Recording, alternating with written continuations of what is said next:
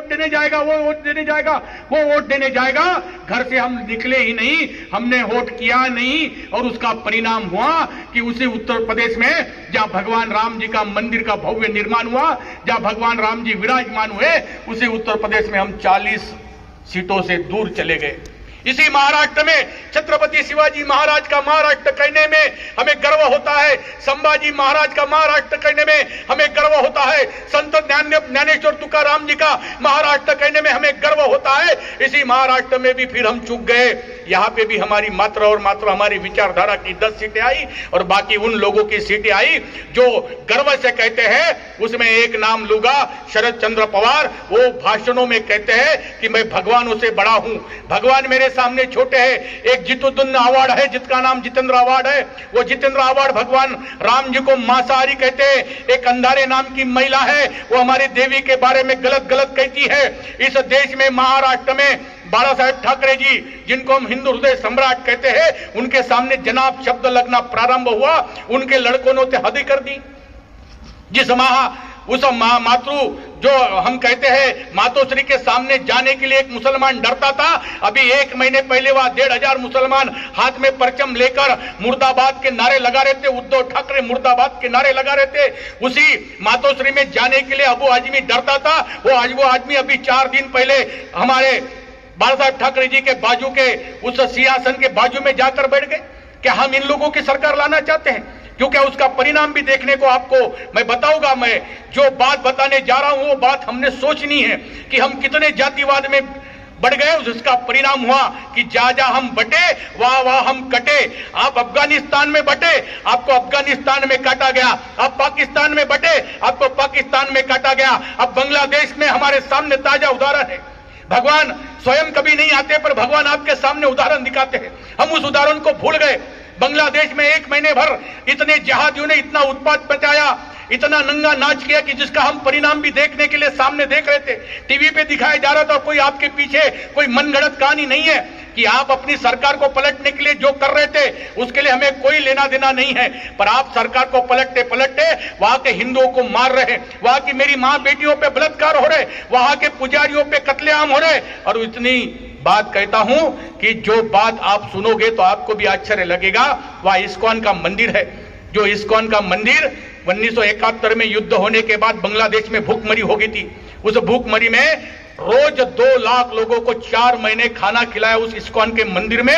ये दरिंदे लोग वहां पे भी नहीं रुके, उस इस्कॉन के मंदिर में गए। उस इस्कॉन के मंदिर में भगवान कृष्ण की मूर्ति को तहस नहस किया। उसके बाद वहां के 8 पुजारियों को गला रेत कर, गला काट कर उनको वहीं मार दिया गया। ये सारा बांग्लादेश में हुआ। बांग्लादेश का हिंदू हाहाकार करता रहा, चिल्लाता रहा, गुहार करता रहा। भला वो हमारे परम पूज्य ने मोहन जी ने एक ही वाक्य कहा, कब तक भागोगे? आप अफगानिस्तान से भागे, आपको भारत में शरण मिली। आप पाकिस्तान से भागे, आप पाकिस्तान से आपको भारत में शरण मिली। आप कश्मीर से भागे, आपको दिल्ली के टेंटों में शरण मिली। आप बंगाल से भाग रहे हो, आप यहां आकर नागपुर में रह रहे हो। अगर जिस दिन कभी ऐसा भारतवर्ष में हुआ तो मुझे नहीं लगता कि अरब सागर में जाकर डूबकर मरने के अलावा हमारे पास कोई पर्याय नहीं रहेगा। तो मोहन जी ने कहा कि कब तक भागोगे? फिर जैसा मोहन जी का यह वाक्य सुनने के बाद उनके वहां के हिंदुओं में फिर से वही हम कहते हैं छत्रपति शिवाजी महाराज का संचार हुआ। और दूसरे दिन वहां पर 7 लाख हिंदू हाथ में शस्त्र लेकर निकला, और उसका परिणाम हुआ कि वहां का मुसलमान जिहादी अपने घरों में जाकर छुप गया। हिंदू एकत्रित आता है, जब वो आता है तो नया इतिहास कराता है। हमने देखा कि 92 में आया तो उसने इस देश का 450 वर्ष का कलंकर तोड़कर वहां पर भगवान प्रभु रामचंद्र जी का मंदिर का निर्माण किया। हिंदू एक एक बात जब आता है, 2014 में आया तो उसने सरकार बदल दी और अपने विचारधारा की सरकार लाई। हम यही 2024 में चूक कर बैठे, और यह चूक अभी 20 तारीख को नहीं होनी चाहिए। हम फिर से अगर जातिवाद में बटे कि ये मेरे जाति का, वो मेरे जाति का, वो मेरे जाति का, अगर हम ऐसा करेंगे तो हम बहुत बड़ी चूक करने जा रहे हैं। इसी महाराष्ट्र में 9 जगह देवी के मंडलों पर पथराव हुए हैं, 7 जगह गणपति मंडलों पे पथराव हुए, 4 जगह गणपति मंडलों की मिरवणुकों के सामने ये लोग आए और उन्होंने क्या कहा कि ये जो गाने बज रहे, गाने बंद करो।